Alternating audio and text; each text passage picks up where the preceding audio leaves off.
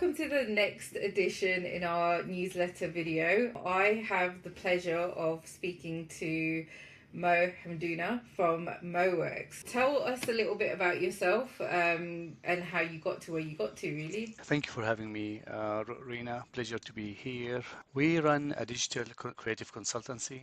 We work mainly with what we call complex industries. So industries such health, utilities like energy and internet, public and government, and at the same time education or construction. So those industries that usually will have multi-department, different people to deal with, complex regulation, and lots of our work has to go through legal, different team approvals. What we really do with them is helping improving their customer journey or their user journey through either communication or digital experience. From a hiring lens, what's one of the things that you tend to look for on a resume or an application that makes you kind of stop and pay attention to a candidate?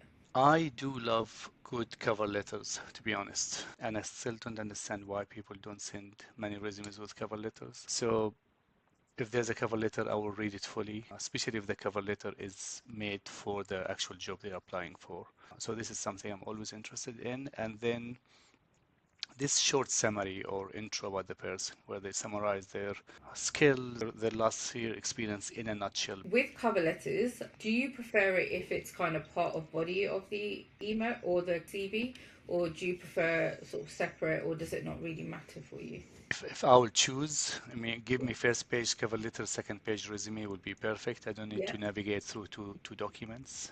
But if there are two documents, I'm still going to bother and read both. And what does your interviewing process actually look like? It somehow depends on the kind of role.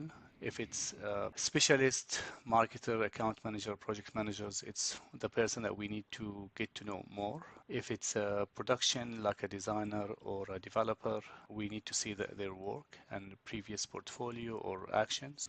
What we try to look for from the first thing is, to be honest, is the way they communicate.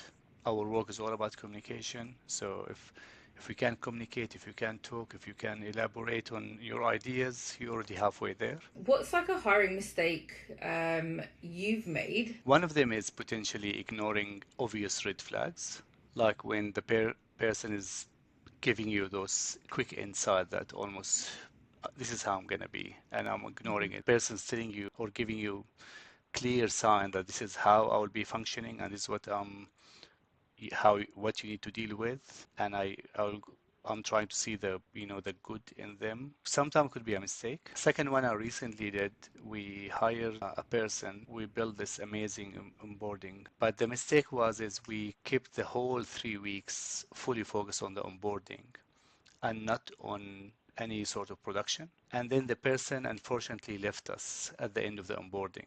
So now I'm re-questioning. There's a 1 week onboarding and then some actual real work at the same time. Question you always ask candidates, and what are you listening for when you ask that question?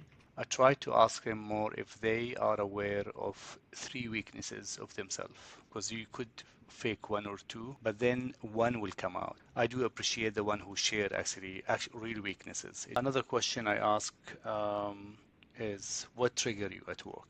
If you're working, what will make you angry? Another one I really like to ask, if they joined us, what would be the red flag that they would see in us that would make them want to stop working with us? What kind of person genuinely would thrive at MoWorks? A person that is happy to do mistakes and learn from it. So we're expecting you to explore new things, have to go through a learning curve. People who are open for feedback. We have a culture of candid feedback, and you need to be able to separate yourself from the work. You also need to be productive with us. Why would a great candidate choose you over a bigger or safer option? The amount of exposure that people get through us. Our team has direct exposure on the project, the client, they join meeting, they hear clients, they get direct feedback. The impact of it is tangible. We can see the impact of it. We can feel it, enjoy it as well. It was lovely speaking to you, Mo. Thank you so much. Thank you.